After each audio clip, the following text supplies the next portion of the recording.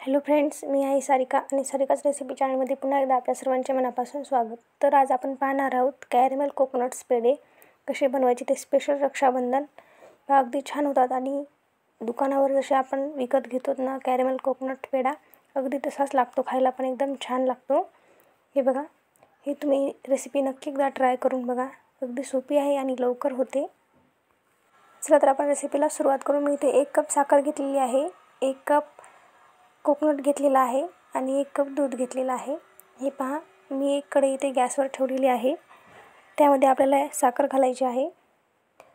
साखरेमध्ये मी 2 चम्मच पाणी घालते, जास्त पाणी आपल्याला घालायचं नाही। याचा आता आपल्याला छानपैकी कॅरेमेल बनवून घ्यायचं आहे। हे बघा, अशा पद्धतीने आपल्याला याचे कॅरेमेल बनवून घ्यायचं आहे।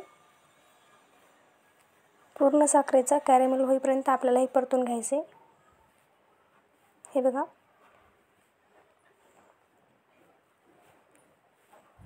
पूर्ण आपल्याला याचा आता कॅरेमेल बनवून घ्यायचं आहे। पहा, मी पूर्ण इथे कॅरेमेल बनवून घेतलेलं आहे। त्यामध्ये 1 कप दूध घालते। हे दूध आपल्याला पूर्ण एकत्र करून घ्यायचं आहे। बघा, अशा पद्धतीने आपलं हे दूध पूर्ण एकत्र झाल्यावर आपल्याला याच्यामध्ये 1 कप जे आपण डेस्टिलेटेड कोकोनट घेतलं होतं ना ते घालणार आहोत। बघा, हे पहा, मी इथे कोकोनट घालते। हे आपल्याला पूर्ण मिक्स करून घ्यायचं आहे। घट्टसर होईपर्यंत आपल्याला हे परतून घ्यायचं आहे मीडियम गॅसवर। हे बघा, ही रेसिपी करायला एकदमच सोपी आहे आणि लवकर होते। आता पूर्ण आपलं हे घट्ट झालेलं आहे। आता आपण हे एका प्लेटमध्ये काढून घेणार आहोत। हे आपल्याला थंड करायचं आहे। थंड झाल्यावर आपल्याला याचे पेढे बनवून घ्यायचे। हे बघा,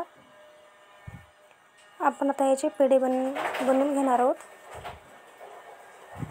हे पहा, अशा पद्धतीने आपल्याला याचे पेढे बनवून घ्यायचे आहेत।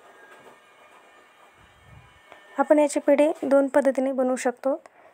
असे मी एका हाताने पण बनवते आणि वाटल्यास तर दोन्ही हाताने पण बनवता येतात, हातावर गोल गोल करून। मी तुम्हाला करून दाखवते। बघा,